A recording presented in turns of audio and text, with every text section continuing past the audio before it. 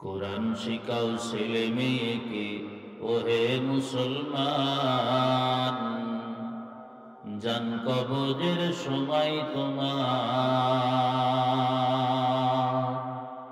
হইবে রে আসান। কথা বলেন, ঠিক কিনা বলেন? কোরআন শিখাও ছেলে মেয়েকে, ওহে মুসলমান, জান কবজের সময় তোমার হইবে রে আসান। একটি ছেলে আলেম হলে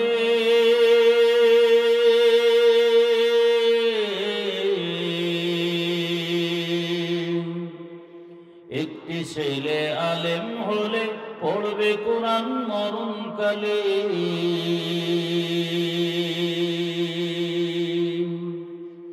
ভাগিবে মাদদ শয়তান, ভাগিবে মাদদ শয়তান, থাকিবে ঈমান।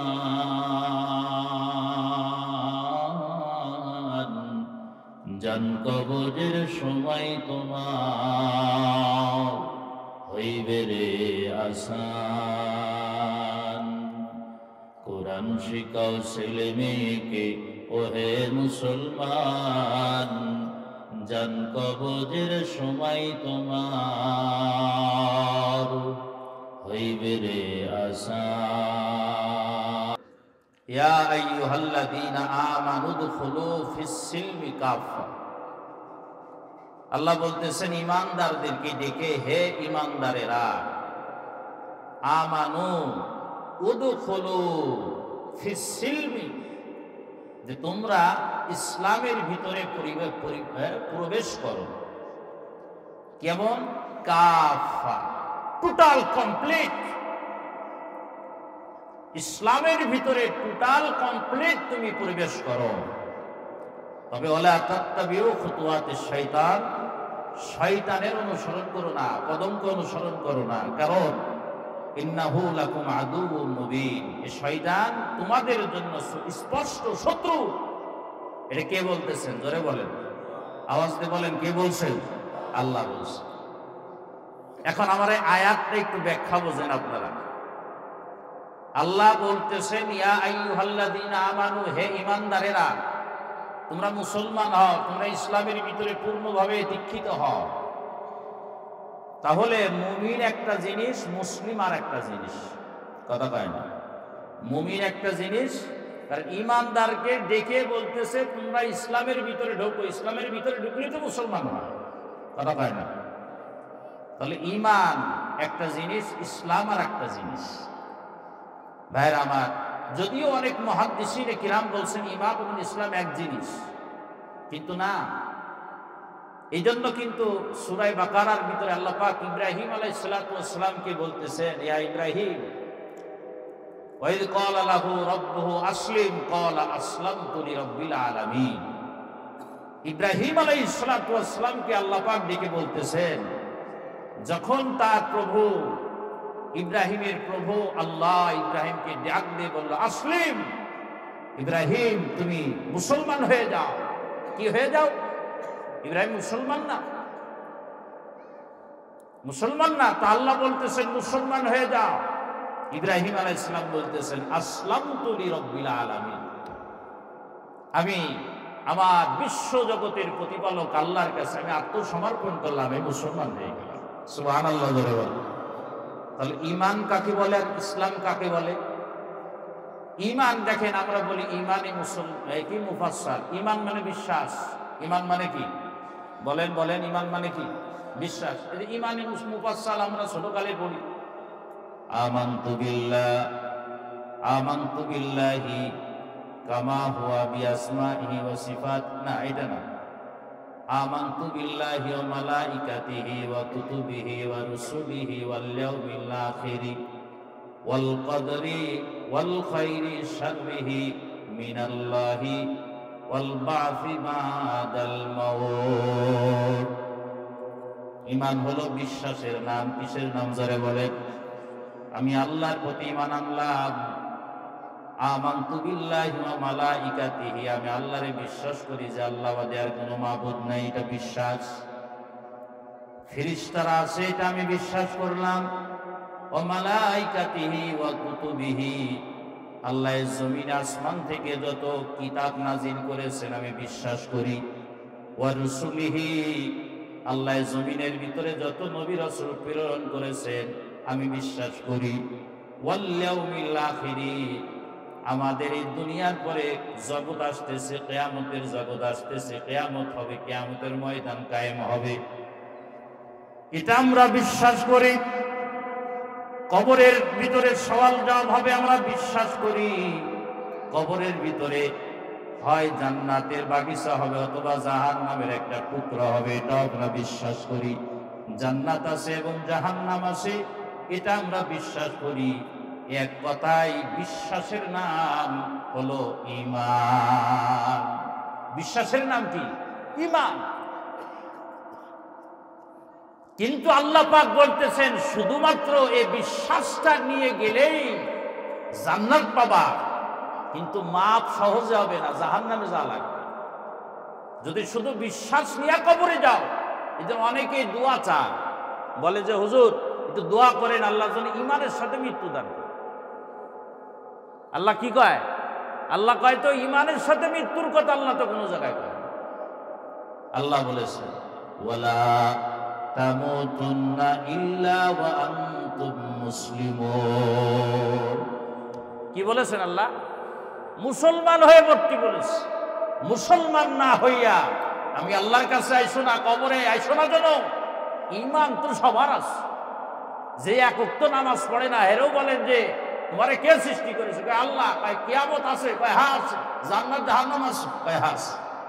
তো ঈমানদার তো সবার, কিন্তু মুসলমান। এই জন্য আল্লাহ ঈমানদারদের ডেকে বলতেছেন ইয়া আইয়ুহাল্লাযীনা আমানু উদখুলু, প্রবেশ করো ফিল সিলমি, ইসলামের ভিতরে কাফা, পরিপূর্ণ। তাহলে ইসলাম কি জিনিস? ইসলাম এই মাদ্রাসায় ইসলাম শেখানো হয়। এই যে মির্জাপুর কওমি মাদ্রাসায় ইসলাম শেখানো হয়, মুসলমান শেখানো হয়। কিতাবের ভিতরে ইসলাম লেখা হয় আল ইমতিসাল বিল আওয়ামিরি ওয়াল ইজতিনাব বিন আনিন নাওয়াহি। আল্লাহ প্রদত্ত যত হুকুম আহকাম আছে সেগুলো নিজের জীবনে বাস্তবায়নের নাম হলো ইসলাম। আল্লাহ নামাজ পড়তে বলেছে, এটা শুধু ঈমান আনলে হবে না, নামাজ পড়ে দেখাইতে হবে, তাহলে এটা ইসলাম। আল্লাহ তাআলা রোজা রাখতে বলেছে, এটা আমল করে দেখানোর নাম হলো ইসলাম, মুসলমান। আল্লাহ পর্দা পুশিদার সাথে চলতে বলেছেন, পর্দা পুশিদার সাথে চলার নাম ইসলাম।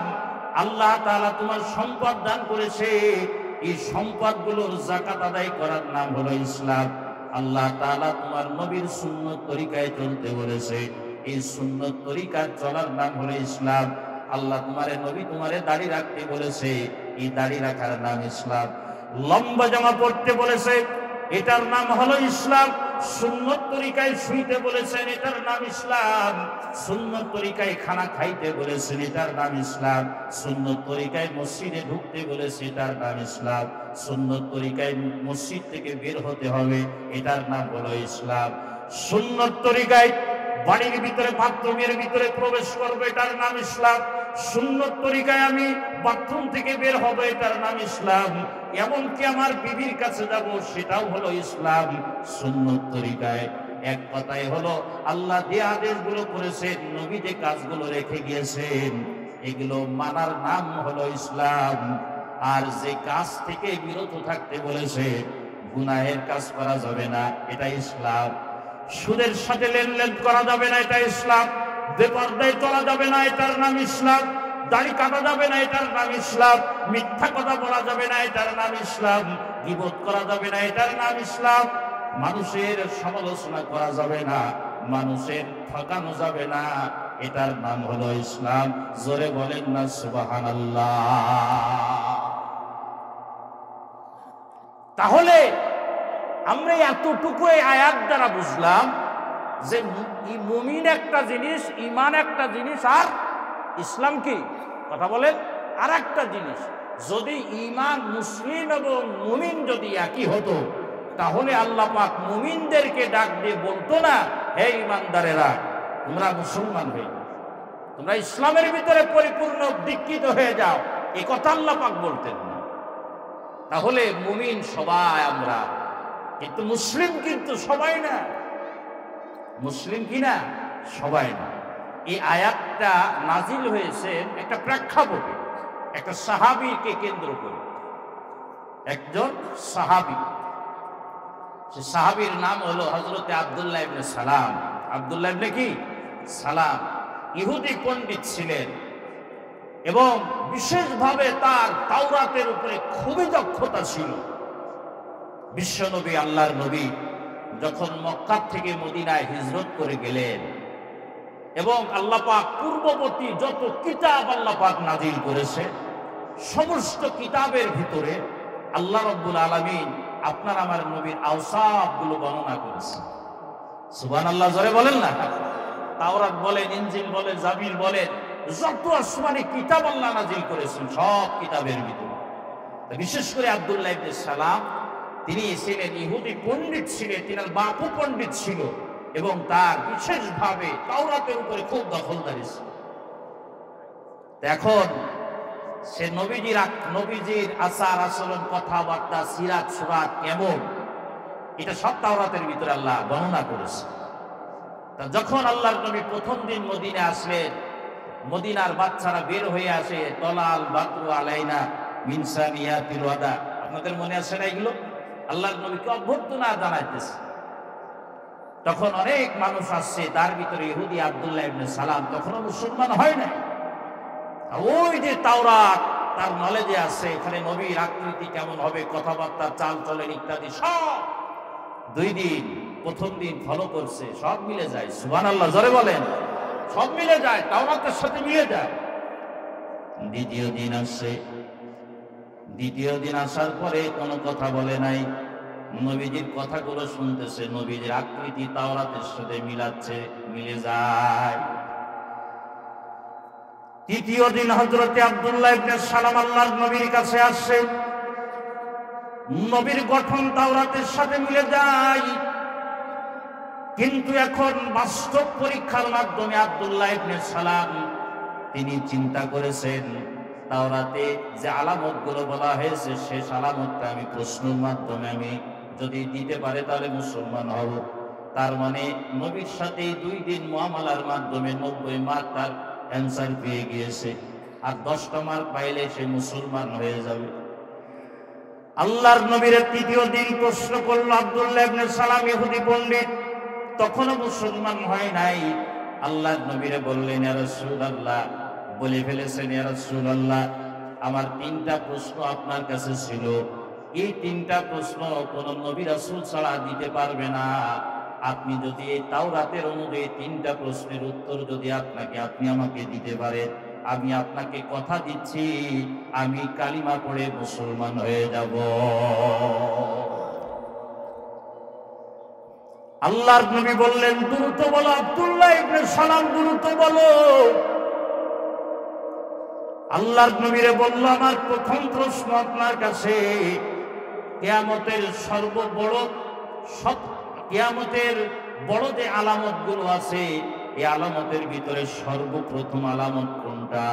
বুখারীর রাওয়ায়াতের ভিতরে আছে যে কিয়ামতের যে বড় বড় আলামত আছে, এর ভিতরে সর্বপ্রথম যে আলামত, বড় আলামতের ভিতরে কোনটা আপনি আমারে বলবেন। দ্বিতীয় নম্বর প্রশ্ন আমার, জান্নাতের ভিতরে আল্লাহ পাক জান্নাতের প্রথম খাবার কি দিবেন? এই দ্বিতীয় নম্বর প্রশ্ন এটা। 3 নম্বর প্রশ্ন, একটা ছেলে বাপের আকৃতি কখন হয়? একটা বাচ্চা, ছেলে হোক মেয়ে হোক, বাপের আকৃতি কখন হয় আর মায়ের আকৃতি কখন হয়? এই 3টা প্রশ্নের যদি আপনি উত্তর দেন, আমি বলতেছি আমি মুসলমান হয়ে যাব। আল্লাহর নবী বললেন, তুমি যে 3টা প্রশ্ন আমাকে করছো, এই 3টা প্রশ্নের উত্তর একটু আগে জিবরাইল আলাইহিস সালাতু ওয়াস সালাম আমার কাছে আসছিল, এই 3টা প্রশ্নের উত্তর আমাকে দিয়ে গেছে। জোরে কোন আল্লাহু আকবার, জোরে কোন। ওই জিবরাইল হ্যাঁ জিব্রাইল। জিব্রাইল তো ইহুদিদের শত্রু, নাউজুবিল্লাহ। মানে যত আযাব গজব আল্লাহ ইহুদিদের উপরে পাঠাইছে মুসা নবী আলাইহিস সালামের জামানায়, সব তো জিব্রাইল আলাইহিস সালামের মাধ্যমে পাঠাইছে। এজন্য ইহুদিরা জিব্রাইল আলাইহিস সালামের কথা শুনতেই পারে না। তাই জিব্রাইল কয়, হ্যাঁ আমার শত্রুতা রাখার দরকার নাই, আপনি উত্তরটা দেন।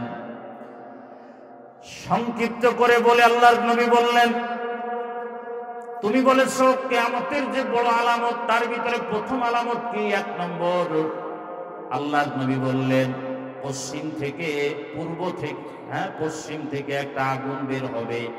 এই আগুনগুলো মানুষদেরকে পূর্ব দিকে ধেয়ে নিয়ে যাবে। এটা হাদিসে কিতাবুল ফিতানের ভিতরে সব জায়গায় আপনি এই হাদিসটা আপনি পাবেন। বললেন সাদাকতা, আপনি সত্য বলেছেন। 2 নম্বর প্রশ্ন আপনার কাছে, জান্নাতীদের আল্লাহ সর্বপ্রথম কি খানা দেবে, কিসের খানা দেবে? আল্লাহর নবী বললেন আল্লাহ পাক জান্নাতীদের সর্বপ্রথম যে খানা দিবে সেটা হলো মাছের কলিজা ভুনা। জোরে কান সুবহানাল্লাহ, জোরে কান। এই খানা কে কে খাইতে রাজি আছে? আল্লাহকে হাত জায়গায় একটু দেখাই দাও। জান্নাতি খানা সর্বপ্রথম, জোরে কান লিল্লাহি তাকবীর, আলহামদুলিল্লাহ। হযরতে আব্দুল্লাহ ইবনে সালাম বললেন সাদাকতা, ওগো আল্লাহর নবী আপনি সত্য বলেছেন। 3 নম্বর প্রশ্ন হলো, একটা ছেলে মেয়ে কখন তার বাপ অথবা মার মতন হয়? এই প্রশ্নের উত্তর দিয়ে দি হাদিসের কথা। তো হাদিসের কথা বলতে তো লজ্জা নেই হুজুর, আছে নাই? লজ্জা নাই।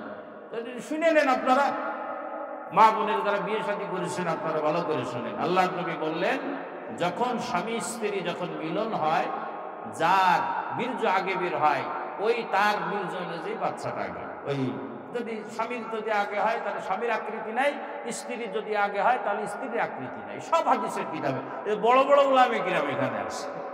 কি আমি তো ঠিক আছে তো? তখন সাথে সাথে আব্দুল্লাহ ইবনে সালাম বললেন আশহাদু আল্লা ইলাহা ইল্লাল্লাহু মুহাম্মাদুর রাসূলুল্লাহ। সুবহানাল্লাহ। আব্দুল্লাহ ইবনে সালাম মুসলমান হয়ে গেল। আল্লাহর নবীরে বললেন ইয়া রাসূলুল্লাহ, হাবিবাল্লাহ গো, একটু পরে ইহুদিরা আপনার কাছে আসবে। যদি এখনই আপনি আমার ইসলাম সম্পর্কে তাদেরকে যদি আপনি বলে দেন তাহলে আমার তারা গীবত সমালোচনা করবে। আর আমার ইসলাম সম্পর্কে গোপন রেখে যদি আমার কথা তাদের জিজ্ঞাসা করেন তাহলে তার বাস্তবতা আপনি পাবেন। ইহুদিরা আসলে আল্লাহর নবীর কাছে আব্দুল্লাহ ইবনে সালামের কথা অনুযায়ী, বুখারীর riwayat-এর হাদিস আমি আপনাদের বলতেছি। আল্লাহর নবী বললেন তোমাদের ভিতরে আব্দুল্লাহ ইবনে সালামকে, ওদিকে আব্দুল্লাহ বিন সালাম একটু আত্মগোপনে গেল। বলল যে আমাদের ভিতরে এখন উপস্থিত নাই। বলে তাহলে তোমরা বলো সে কেমন মানুষ? বলতেছে আমাদের সর্দার, খুবই ভালো মানুষ। কয় কেমন সততা? খুবই ভালো সততা। সব রকম প্রশংসা করলো। এবার আব্দুল্লাহ ইবনে সালামের ব্যাপারে নবীজি বললেন এ আব্দুল্লাহ বিন সালাম আল্লাহর ফজলে একটু পূর্বেই মুসলমান হয়ে গেছে। এরা খুব মনে কষ্ট পেল, তোমার ওর থেকে নিকৃষ্ট খারাপ মানুষ আর না। ইহুদিদের স্বভাব এটা। ভাইরা আমার, এই আব্দুল্লাহ বিন সালাম ইহুদির থেকে মুসলমান হয়েছেন, কিন্তু ইহুদিদের কিছু বিষয় তার অন্তরের ভিতরে থেকে গিয়েছে। ইহুদিদের ধর্মের ভিতরে উটের গোশত খাওয়া হারাম ছিল। ইহুদিদের ধর্মের ভিতরে কি বলেন? উটের গোশত খাওয়া কি হারাম। তো আব্দুল্লাহ ইবনে সালাম তিনি উটের গোশত খেতেন না। এই শারীরিক অসুবিধার জন্য না, শারীরিক অসুবিধার জন্য আপনি যে কোনো খানা, আপনার সমস্যা আপনি পরিত্যাগ করতে পারেন। যেরকম আমার এই ডাক্তার বলছে আপনি আপাতত গরুর গোশতটা অ্যাভয়েড করে চলেন, আপনার একটু লিভারের সমস্যা, আমারই বলছে, তা আমি একটু চলি, চেষ্টা করি, এটা করা যাবে। কিন্তু আর এক ইসলামবাদে আর এক ধর্মকে সম্মান দিয়ে সেটা না খাওয়া, এটা জায়েজ না। ভাইয়েরা আমার, আব্দুল্লাহ ইবনে সালাম উনি চিন্তা করলেন উটের গোশত তো ইসলামের ভিতরে খাওয়াটা হালাল, কিন্তু এটা ওয়াজিব বা ফরজ কোনোটাই না। কিন্তু ইহুদিদের ধর্মের ভিতরে এটা পুরোটা হারাম। সুতরাং আমি যেহেতু ইসলামের ভিতরে এটা না খাইলেও কোনো সমস্যা নাই, তাহলে আমার এইটা না খাইলে সমস্যা নাই, এইটা যদি আমি মানি তাহলে ইহুদি ধর্মকেও সম্মান দেওয়া হলো। জোরে বলেন নাউজুবিল্লাহ। পেঁয়াজ দেখছেন কোথায় লাগছে? চিন্তা করতেছে যে আমি যদি উটের গোশত যদি না খাই, ইসলামের ভিতরে কোনো বাধা বিপত্তি আমার নাই, কিন্তু যদি না খাই তাহলে আবার ইহুদি ধর্মকেও সম্মান দেওয়া হবে। যেহেতু আমি আগে ইহুদি ছিলাম, আল্লাহ রাব্বুল আলামিন সাথে সাথে এই যে আয়াত, কুরআনুল কারীমের আয়াত নাযিল করলো, ইয়া আইয়ুহাল্লাযীনা আমানু দুখুলু ফিস-সিলমি কাফা ওয়া লা তাত্তাবিউ খুতুওয়াতিশ শাইতান। আল্লাহ পাক ঈমানদারদের ডেকে বলল, ও ঈমানদারেরা, বিশেষ করে আব্দুল্লাহ ইবনে সালাম, আব্দুল্লাহ ইবনে সালামকে ডাক দিয়ে কেমন জন্য বললো, হে আব্দুল্লাহ বিন সালাম, শুধু ঈমানদার হলে হবে না, ইসলামের ভিতরে প্রবেশ করে অন্য ধর্মকে পালন করা, অন্য ধর্মের মহাব্বত প্রকাশ করা, এটা কোন রকম সমুচীন না। তার মানে তুমি এখনো পূর্ণ মুসলমান হতে পারো নাই, কারণ মুসলমানদের প্রত্যেকটা জিনিস এখনো তোমার ভালো লাগে নাই, ইহুদিদের প্রত্যেকটা জিনিস এখনো তুমি ছাড়তে পারো নাই। সুতরাং এখনই তোমরা পরিপূর্ণভাবে ইসলামের ভিতরে প্রবেশ করো।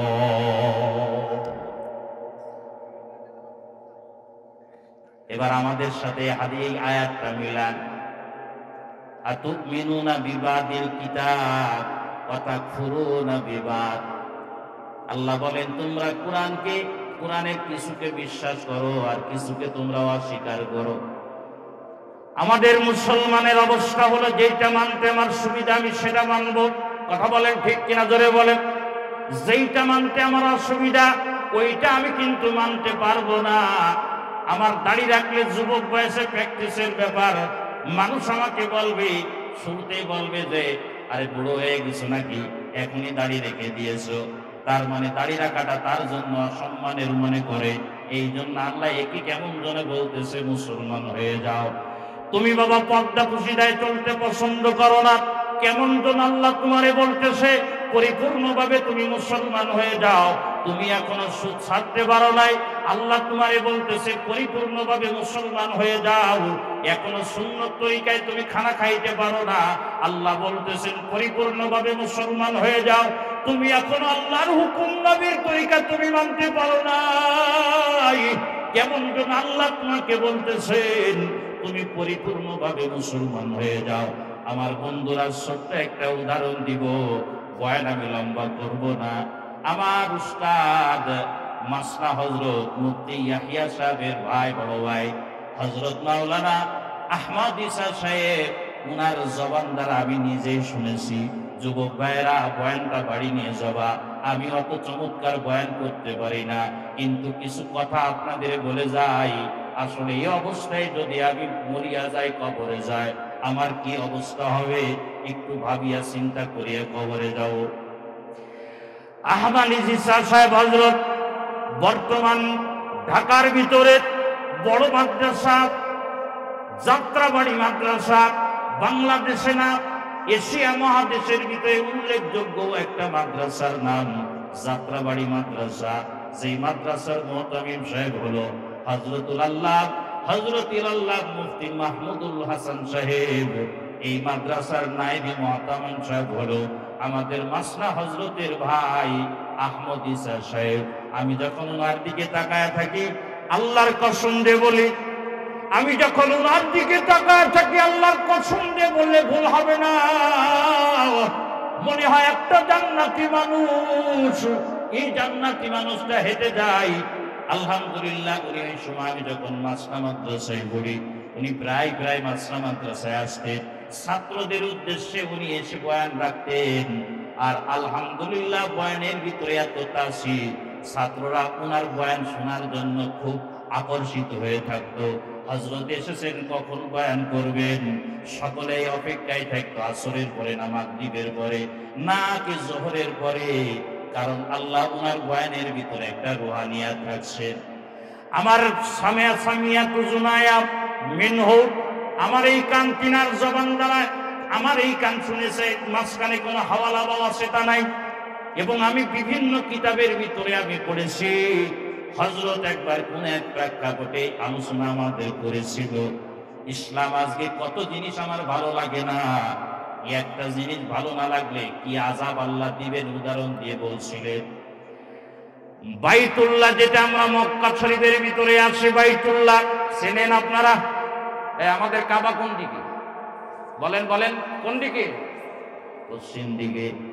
যেই দিকে ফিরে আমরা নামাজ পড়ি, যেই বাইতুল্লাহ এক নজর দেখাটা অনেক মানুষের দিলের সব থেকে বড় স্বপ্ন পুষে রাখছে। আল্লাহ আমাদের সকলকে জীবনে একবার হলে আল্লাহর ঘর নবীর রওজা হাজির হওয়ার তৌফিক দান করেন। কোন একবার বাইতুল্লাহ আশপাশ সহ এলাকায় বন্যার পানি, কিন্তু বাইতুল্লাহ যারা মুতাওয়াল্লি, বাইতুল্লাহ যারা ইমাম, বাইতুল্লাহ যারা মুয়াজ্জিন, বাইতুল্লাহ শরীফের যারা খাদেম, ইনাদের একটা নির্দিষ্ট স্থান আছে যেই জায়গাটায় ওনাদের কাফন দাফন করানো হয়। ইন্তেকাল হলে ওনাদের ওই জায়গায় দাফন করা হয়। ইমাম সাহেব হজের মৌসুম, ইমাম সাহেব মারা গেল হজের মৌসুমের 1 মাস আগে। বাইতুল্লাহ শরীফের ইমাম মারা গেছেন হজের 1 মাস আগে। ওই সময় উঠছে বাইতুল্লাহ শরীফের চতুর্দিকে পানি, একেবারে অনেক আগের কথা, চতুর্দিক দিয়ে দুনিয়ার চতুর্দিক দিয়ে মানুষ আসছে, এসে সবাই বিপদের ভিতরে পড়ছে। কিন্তু যেই জায়গাটায় বাইতুল্লাহ শরীফের খাদেমগান ঘুমান, তাদের দাফন কাফন করা হয়, ওই জায়গার লাশের আল্লাহ একটা বরকত দান করেছেন। ওই জায়গায় দাফন করলে আল্লাহর ফজলে লাশ এই যে মাটিতে পোকা মাকড়ে খায় না, ওই জায়গায় পানি উঠে গিয়েছে। বাইতুল্লাহর যারা মুতাওয়াল্লি আছে, ওই জায়গাটার যারা অভিভাবক, ইমাম, মুয়াজ্জিন, খাদেমের, তাদের বলল আপনাদের আপনজনদের লাশ উঠায় স্থানান্তরিত করে নেন। বাইতুল সব জায়গা পানি উঠে গিয়েছে। হঠাৎ করে ইমাম সাহেবের কবর, যে ইমাম সাহেব এক মাস আগে ইন্তেকাল করেছে, ওই ইমাম সাহেবের কবরে যখন দেখা গেল ইমাম সাহেবের কবরের ভিতরে বাইতুল্লাহর ইমাম নাই, লক্ষ্য করেন আমার দিকে, ওই জায়গাটায় দেখা গেল একটা অপরিচিত একটা মহিলার লাশ ওই কবরের ভিতরে।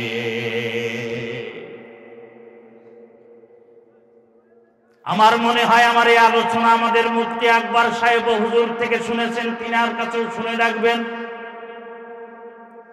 এরে বাবা, কবরে যাবা একটু চিন্তা ভাবনা করিয়া কবরে যাও। আল্লাহ পাক বলতেছেন, ওয়ালা তামুতুন্না ইল্লা ওয়া আনতুম মুসলিমুন, মুসলমান না হইয়া কবরে আসুন। এর ইমাম সাহেবের তালে লাশ কোথায় গেল?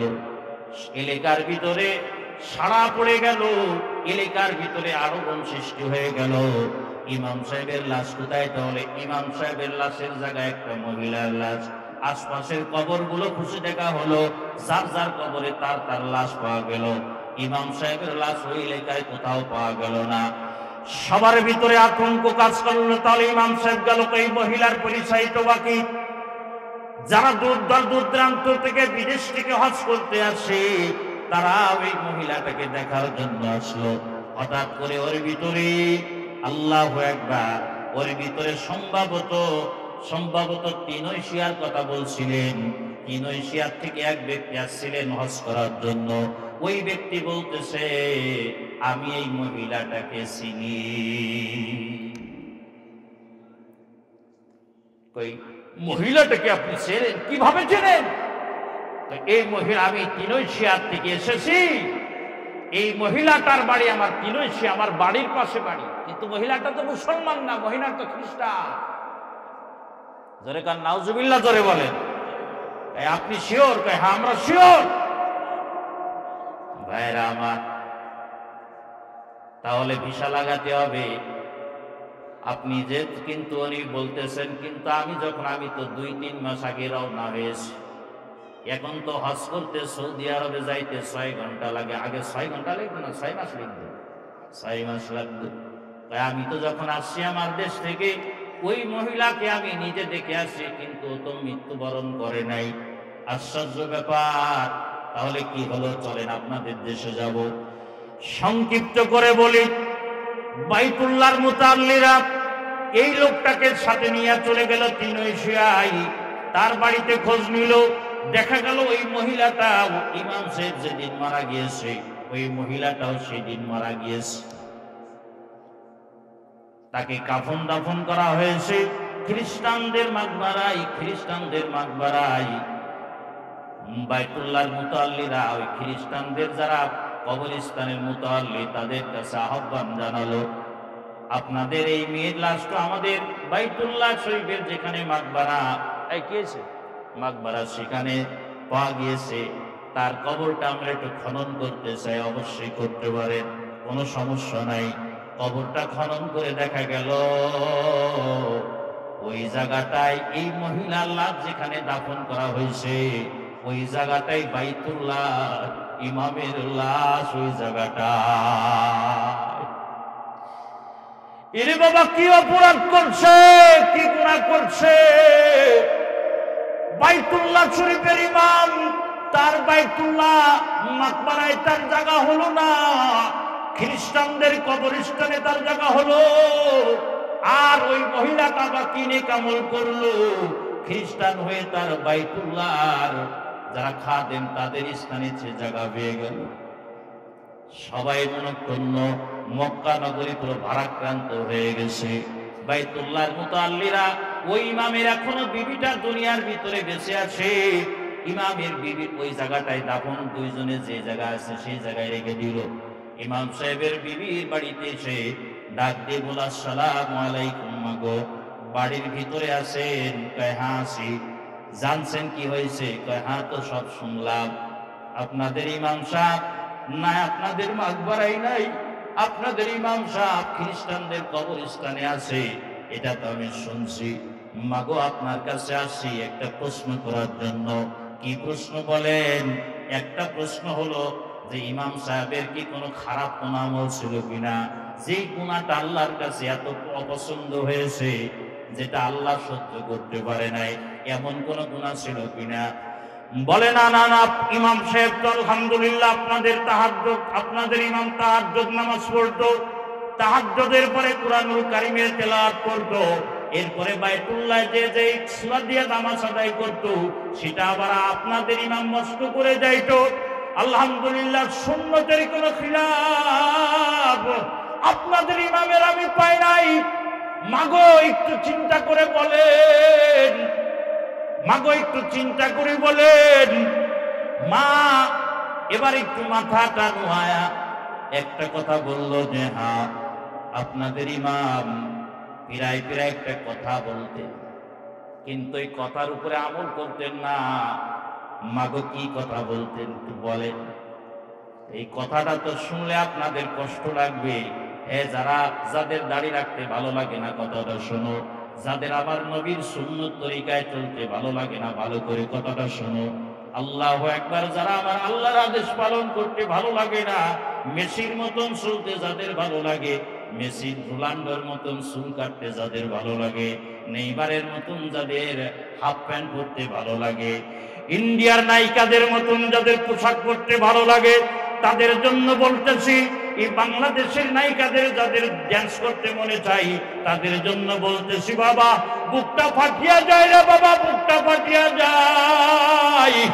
এই তো কয়েকদিন আগে দেখলাম মুসলমানের সন্তান, মুসলমানের মেয়ে নাচ শিখতেছে, আর মা দাঁড়ায় তালি দিতেছে। মা দাঁড়ায় তালি দিয়ে গর্ব করতেছে, আমার সন্তান নাচ শিখে গিয়েছে, নাউজুবিল্লাহ। অথচ এই মেয়ে কুরআনুল কারীমের তেলাওয়াত করতে জানে না, অথচ এই মেয়েটা কিভাবে রুকু করতে হবে জানে না, অথচ এই মেয়ে কিভাবে সিজদা করতে হবে জানে না। অথচ মা গর্ব করতেছে, আমার সন্তান নাচ শিখে গিয়েছে। আল্লাহর বান্দা লক্ষ্য করো, এই ইমাম সাহেবের মা বলে, ওগো বাইতুল্লাহর মুতাল্লিরা, ইমাম সাহেব এই কথাটা বলতো, যে খ্রিস্টান ধর্মে শীতকাল যখন আসে, আপনারা যারা বাইতুল্লাহ গিয়েছেন, এই যে আমার সময় হয়ে গেছে, সময় হয়ে গেছে, আল্লাহ 9টা পর্যন্ত শেষ করো, মাশাআল্লাহ। বলতেছে, দেখেন, বলতেছে আপনাদের ইমাম একটা কথা ফেরাই বলতো, কিন্তু কথাটার উপরে আমল করতো না। কথাটা শীতকালে বলতো। কি কথা? ভাই বলতো, খ্রিস্টান ধর্মে একটা জিনিস আমার ভালো লাগে, যেটা ইসলাম ধর্মে আমার ভালো লাগে না। জোরে জোরে বলেন নাউজুবিল্লাহ। বলেন নাউজুবিল্লাহ, বলেন, এই জোরে বলেন, আরো জোরে বলেন নাউজুবিল্লাহ। ইসলাম ধর্ম ছোট্ট একটা জিনিস ভালো লাগে না, তার মানে তার কাছে ইসলামই ভালো লাগে না। কথা বলেন ঠিক কিনা, জোরে বলেন। তোমার দাড়ি ভালো লাগে মানে লাগে না, তোমার ইসলাম ভালো লাগে না। তোমার ইসলামী পোশাক ভালো লাগে না, তার মানে তোমার ইসলাম ভালো লাগে না। তোমার কুরআনুল কারীম তেলাওয়াত ভালো লাগে না, তোমার ইসলাম ভালো লাগে না। তোমার আমার নবীর আদর্শ ভালো লাগে না, তোমার ইসলাম ভালো লাগে না।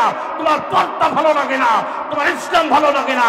এই ভালো না লাগালিয়া কবরে যাও, জাহান্নাম ছাড়া জুটবে না, জাহান্নাম ছাড়া জুটবে না। কথা বলেন ঠিক কিনা, জোরে কা বলে কি ভালো লাগে না? বলে যে লজ্জার ব্যাপার না, শিক্ষণীয় ব্যাপার। বলে আমরা যখন স্বামী স্ত্রী যখন আমাদের মিলামিশা হতো, প্রচন্ড যখন শীত লাগতো, তখন এই কথা বলতো, খ্রিস্টান ধর্মে স্বামী স্ত্রী মিলামিশার পরে গোপন অঙ্গ ধৌত করলে তারা পবিত্র হয়ে যায়। এই প্রচন্ড শীতে তাদের আর গোসল করা লাগে না।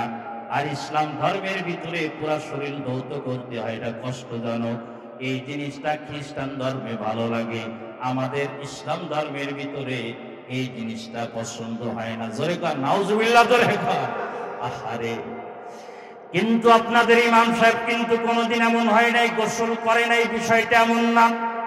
তিনি গোসল করে কুরআনুল কারীমের তেলাওয়াত করেছে, কিন্তু এই কথা প্রায় বলতে, গোসল করে সেই কথা প্রায় বলতে।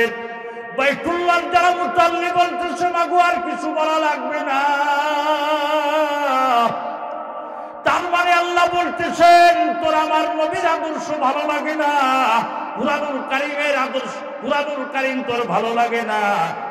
কারণ ইন্নাদ-দীনা ইনদাল্লাহিল ইসলাম, আল্লাহ পাকের কাছে দুনিয়ার ভিতরে যত ধর্ম আছে সব থেকে গ্রহণযোগ্য এবং পছন্দনীয় ধর্মের নাম হলো ইসলাম। কথা বলেন ঠিক কিনা, জোরে বলেন।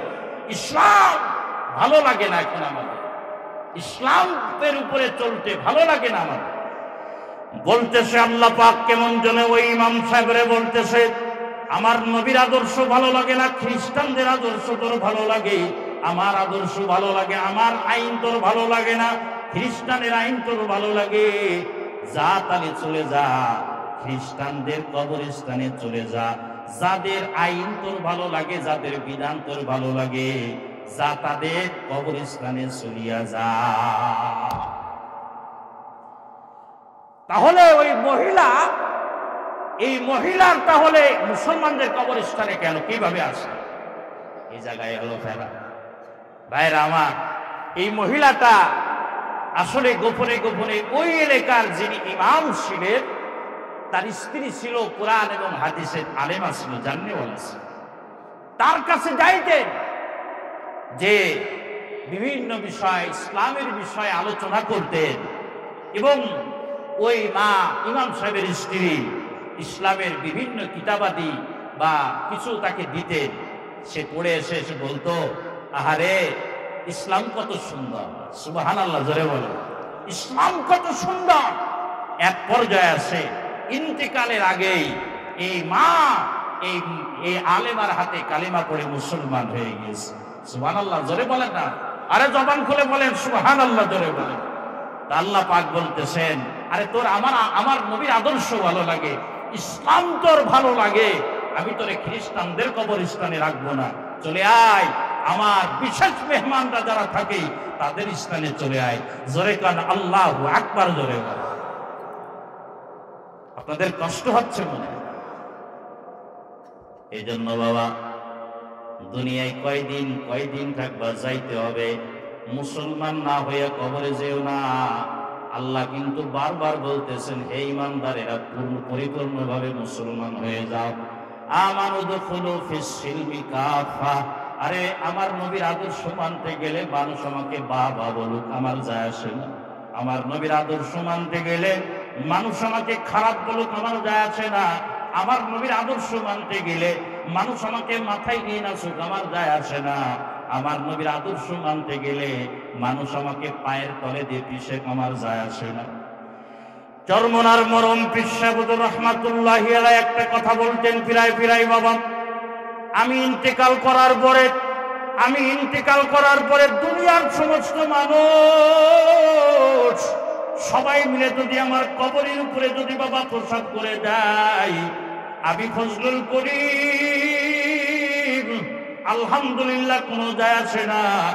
আর বাবা দুনিয়ার সমস্ত মানুষ যদি আমার কবরের উপরে ফুলের টুকরা দিতে আসমান পর্যন্ত যদি নিয়ে যায়, আমার আল্লাহ যদি আমারে মাফ করে দেয়, আমি ফজলুল করিমের কোনো টেনশন নাই। কে আমারে জঙ্গিবাদ করলো, আর কে মুরব্বী বললো, আর কে কি বললো, এটা যায় আসে না। আমার আল্লাহ কি বললো, আমার রাসূল কি বললো, এটাই আমার দেখার বিষয়। বলেন ঠিক কিনা, জোরে বল ভাইরা আমার।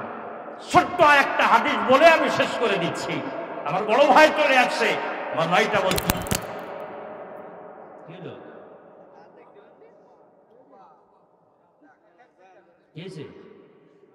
লক্ষ্য করেন আমার দিকে।